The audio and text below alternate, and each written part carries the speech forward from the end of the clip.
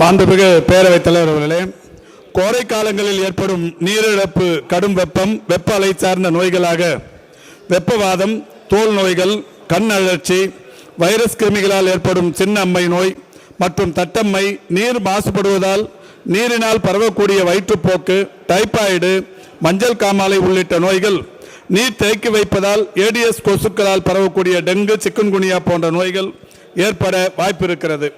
மாண்புமிகு தமிழ்நாட்டின் முதலமைச்சர் அவர்களின் வழிகாட்டுதலின்படி தமிழ்நாடு மருத்துவ மற்றும் மக்கள் நல்வாழ்வுத்துறை பிற துறைகளுடன் ஒருங்கிணைந்து கோடை காலங்களில் ஏற்படக்கூடிய மேற்கூறிய நோய்களை கட்டுப்படுத்துவதில் உரிய சிகிச்சை அளித்திடும் வகையில் சிறப்பாக செயல்பட்டு வருகிறது.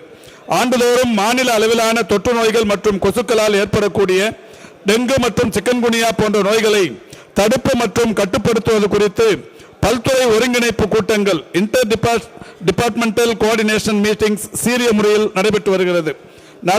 நடமாடும் மருத்துவ குழுக்களின் மூலம் மாதாந்திர முன்பயண திட்டத்தின்படி நாள்தோறும் கிராமங்களில் மருத்துவ முகாம்கள் நடத்தி உரிய மருந்துகள் மற்றும் பொதுமக்களிடையே கோடை காலங்களில் ஏற்படுகிற நோய்கள் மற்றும் கடும் வெப்பம் சார்ந்த நோய்கள் குறித்து விழிப்புணர்வு நடவடிக்கைகள் ஏற்படுத்தப்பட்டு வருகிறது.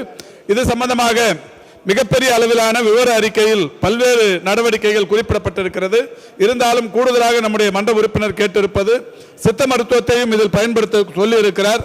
அவருடைய ஆலோசனையை ஏற்று கோடை வெப்பத்திலிருந்து மக்களை காப்பதற்கு சித்த வைத்தியத்தையும் பயன்படுத்துவோம் என்று கூறி தங்களின் வாயிலாக கூறி